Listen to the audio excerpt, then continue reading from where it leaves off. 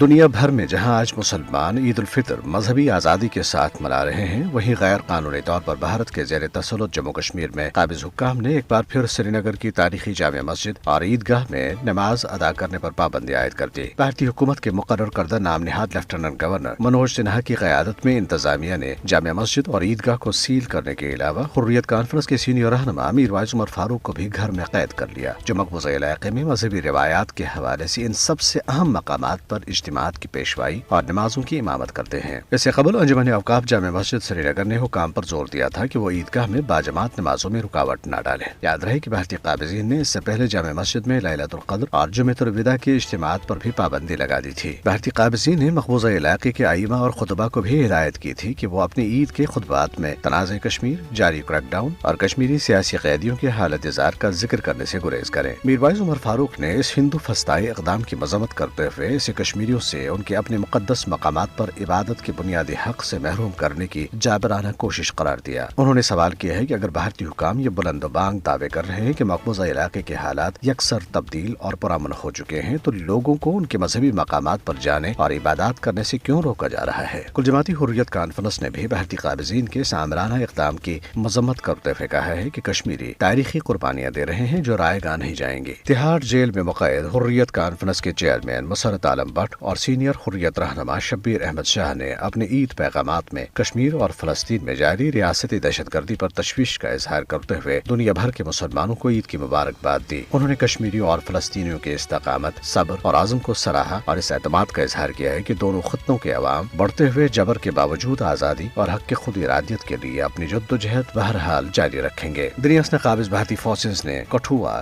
ریاسی، ادھمپور، راجوری، پونچھ، کپواڑہ، بانڈی پورہ اور بارامولہ اضلاع سمیت پورے مقبوضہ علاقے میں چھاپوں، محاصروں اور تلاشی کی کارروائیاں تیز کر دی ہیں۔ عید کے موقع پر بھی کشمیریوں پر کڑی نظر رکھنے کے لیے سری نگر جموں ہائی وے سمیت مقبوضہ علاقے میں بھاری نفری تعینات کی گئی۔ دوسری جانب قابضین نے پونچھ کے علاقے گگڑیاں میں ایک شہری منظور احمد کی جائیداد ضبط کر لی۔ اگست 2019 میں مقبوضہ جموں کشمیر کی خصوصی حیثیت کی غیر قانونی منسوخی کے بعد سے بھارت نے کشمیریوں کو ان کے گھروں، زمینوں اور معاش کے ذرائع سے بے دخل کرنے کی مہم تیز کر رکھی ہے۔ اس منظم مہم کا مقصد مقامی آبادی کی ساخت کو تبدیل اور معاشی طور پر معذور کر کے ضبط شدہ جائیدادیں غیر کشمیری ہندوؤں کو منتقل کرنا ہے۔